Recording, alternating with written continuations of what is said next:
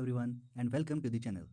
Today we are diving deep into most important moment in Indian history, the revolt of 1857, often called India's first war of independence. This was a massive uprising that fundamentally changed the course of British rule in India. The revolt of 1857, also known as Sepoy Mutiny and First War of Independence, was a major uprising against rule of British East India Company in India. It was not just one moment, but culmination of many years of growing discontent. Here we will break down it simply to understand easily. What was it? Imagine a pressure cooker building up steam for years. The British East India Company, which was trading company but acted like a ruler, has been making changes in India that many Indians did not like. In 1857, this pressure cooker finally burst. It started a mutiny by Indian soldiers, also called sepoys, in British army, but it quickly spread to involve many different sections of Indian society, peasants, landlords, and even some princely states. This is all about the introduction of this topic, the revolt of 1857. What was the causes of this revolt? तो हम वो जानने की कोशिश करेंगे कि आखिरकार ये रिवॉल्ट, ये बगावत क्यों हुई, आखिरकार क्यों सोल्जर्स ने, इंडियन स्पॉयज ने म्यूटिनी की अगेंस्ट द ब्रिटिश रूल। ये तो एक दिन की बात नहीं है कि एक दिन में ये सब हुआ, ये एक दिन में नहीं हुआ, बट ये एक लॉन्ग प्रोसेस है। जहाँ से ब्रिटिश रूल स्टार्ट होता है वहाँ से ईस्ट इंडिया कंपनी बहुत सारे रिलीजियस मैटर्स में दखल अंदाजी कर रही है, बहुत सारी सोशल कल्चरल नॉर्म्स में चेंजेस ला रही है। तो ये एक लाइक जो मैंने अभी बोला प्रेशर कुकर जिसमें स्टीम बन रही थी, तो ये एक मोमेंट आता है 1857 जो बर्स्ट होता है वो प्रेशर कुकर। तो काजेस क्या होते हैं? Exploitation of the peasantry. जो पीजेंट्स थे यहाँ के, उनको बहुत एक्सप्लॉइट किया गया। टैक्सेस इंक्रीज करते थे ये, अगर ड्रॉट होता था, फसल नहीं बनती थी, फिर भी टैक्स।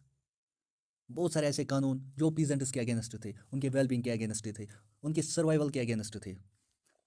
उनको सर्वाइव करना भी मुश्किल हो रहा था, इतने सारे टैक्सेस उनके ऊपर लगाए जा रहे थे।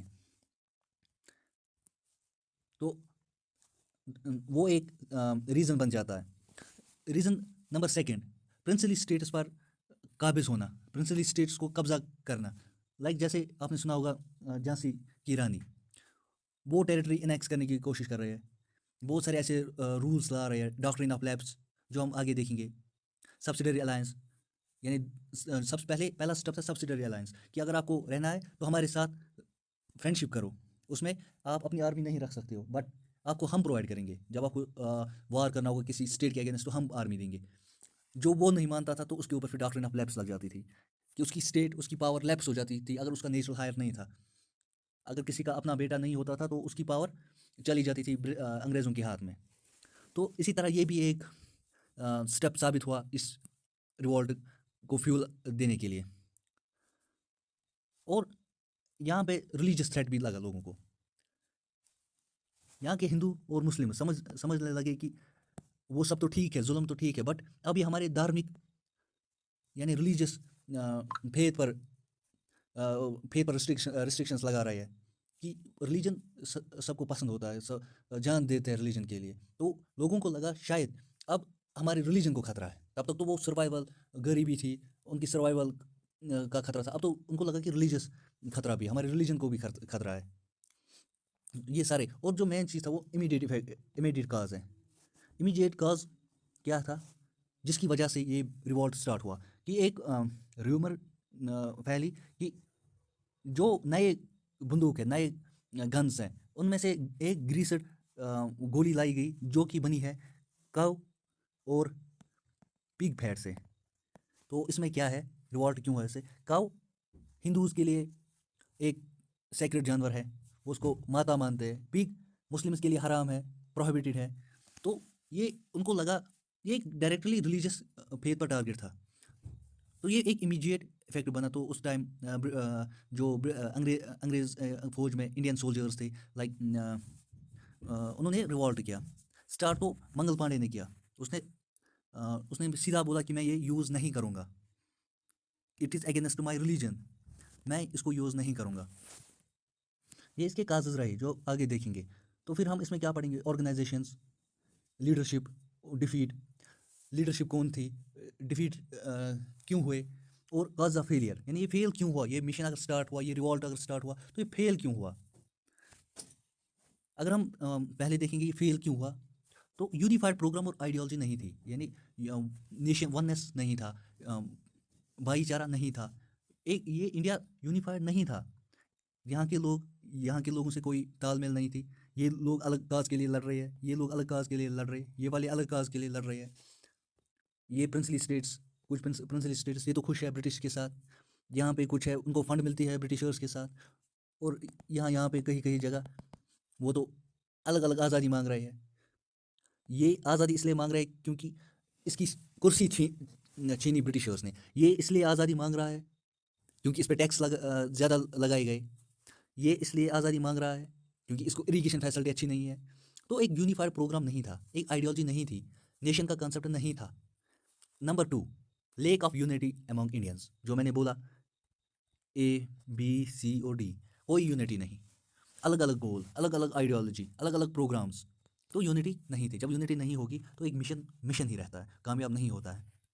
Number three, lake of support from the educated Indians, जो अपर लीड्स थे, एजुकेटेड थे, उन्होंने कोई सपोर्ट नहीं दिया, वो उन्होंने इंटरेस्ट दिखाया ही नहीं। वो क्यों इंटरेस्ट दिखा, जब यूनिटी नहीं है। जो एजुकेटेड वंस हैं वो समझते होंगे कि ये तो ए इसलिए लड़ रहा है क्योंकि इस पर टैक्स लगाए, वो तो मुझ पर नहीं है, मैं क्यों लड़ूँ। दूसरा वो क्लास सोच रहा होगा कि सी पे टैक्स, सी इसलिए रिवॉल्ट कर रहा है क्योंकि इसकी कुर्सी चली गई, तो मुझे क्या फ़र्क पड़ा, मैं तो खुश हूँ अपनी ज़िंदगी में। और डिसयूनिटी अमंग लीडर्स, जो यहाँ के लीडर्स थे उनमें भी कोई तालमेल नहीं था, क्योंकि जब लोग ही नहीं मिल पाते तो लीडर कैसे मिल सकता था। अलग गोल्स, और यहाँ की मिलिट्री भी नहीं थी अच्छी, तो लेकिन जो ब्रिटिशर्स थी वेल ट्रेनड मिलिट्री थी, वेल फंडेड मिलिट्री थी, लेका फंड्स थे। तो ये सब काजेस है फेलियर के।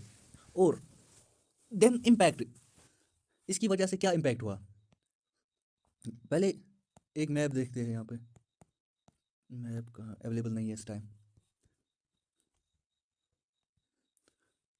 इम्पैक्ट क्या पड़ा, transfer of power, power transfer हुई from east India company to British crown. अब ब्रिटिश क्राउन ने डायरेक्टली इंटरफेयर किया इस मामले में, इंडिया इंडिया की पॉलिटिकल सिनेरियो में। तो उससे पहले ईस्ट इंडिया कंपनी यहाँ पे डायरेक्टली रूल करती थी, और वो टैक्सेस या फंड्स ट्रांसफ़र करते थे फिर अपनी गवर्नमेंट को। चेंज इन मिलिट्री ऑर्गेनाइजेशन, ये सेकंड इम्पैक्ट है। डिवाइड एंड रूल, ये मोस्ट इंपॉर्टेंट है, divide and rule. Divide and rule, इससे क्या होता है, एक एम्पायर स्ट्रांग बन जाती है। यहाँ पे मुस्लिम्स हैं, यहाँ पे हिंदूज़ हैं, जब ये साथ है तो बड़ा स्क्वायर या बड़ा डब्बा बन जाता है। लेकिन यही यही जब यहाँ पे हम दरार डालेंगे तो ये छोटा हो गया, और अब हम इसको भी जल्दी जल्दी फिल कर सकते हैं, और इसको भी। तो इन्होंने क्या किया, हिंदू और मुस्लिम यूनिटी जो यहाँ पे दिखी 1857 की रिवॉल्ट में, वो इन्होंने चाहा कि तोड़ डाले, ये इनको आपस में लड़वाए ताकि हमारा एम्पायर कायम रहे। वही, और ये कामयाब रहे उसमें। हिंदू मुस्लिम में यूनिटी नहीं रही, आपस में लड़ने लगे, एक दूसरे को मार काट रहे हैं, तो वो खुश है, अंग्रेज इससे खुश है। और वो चाहते भी थे, उनकी पॉलिसीज़ यही थी कि इनको डिवाइड करो और देन रूल करो। और नेक्स्ट इम्पैक्ट, प्रिंसेस जो थे उनके लिए एक नई पॉलिसी इस्टेब्लिश की, और सर्च फॉर न्यू फ्रेंड्स। अब इनको लगा कि अगर और सारे बड़े बड़े स्टेट्स ने ज्वाइन किया होता, शायद हमारी एम्पायर इस वक्त नहीं होती। तो ये फ्रेंड्स बनाने लगे, ऑफर डिफरेंट ऑफर्स देने लगे अलग अलग स्टेट्स को। स्टार्ट हमने किया इंट्रोडक्शन से, जहाँ से हमने देखा रिवॉल्ट ऑफ 57 को किन किन नामों से जाना जाता है, और उसमें फिर काजेस देखे, इसके काजेस क्या थे, how did the revolt break out, causes क्या थे, इंडियन पीपल्स ने ज्वाइन किया, किस क्लास ने ज्वाइन नहीं किया, एजुकेटेड वंस ने ज्वाइन नहीं किया, एलीट क्लास ने ज्वाइन नहीं किया। तो इसमें हमने ये सब देखा, ये देखा एक्सप्लॉयटेशन हो रही थी पीजेंट के साथ एक्सप्लॉयटेशन हो रही थी, लूटा जा रहा था उनको। लाइक जैसे दादा भाई नेहरू जी ने कहा, ड्रेन ऑफ वेल्थ, ब्रिटिश दौरान में ड्रेन ऑफ वेल्थ हुआ, यानी यहाँ से वेल्थ सारी ब्रिटिशर्स ले गए। और एक्सप्लॉयटेशन में यही देखना है, परमानेंट सेटलमेंट, रोहितवारी और महलवारी। और जो ज़मींदार, जो ज़मींदार ब्रिटिशर्स ने अपॉइंट किए थे, वो भी कम जालिम नहीं थे, वो भी इन्हीं पीजेंट्स पे, इन्हीं मज़दूरों पे जुल्म कर रहे थे। उनसे ब्रिटिशर्स लेते थे और वो इन पीजेंट से लेते थे। दे हैड टू पे कंपनी 10/11 11 यानी उनको अगर 11 रुपीज़ थी उसमें 10 रुपीज़ उनको कंपनी को देनी पड़ती थी। इससे बढ़कर क्या जुल्म हो सकता था? मेहनत उनकी लेकिन कमा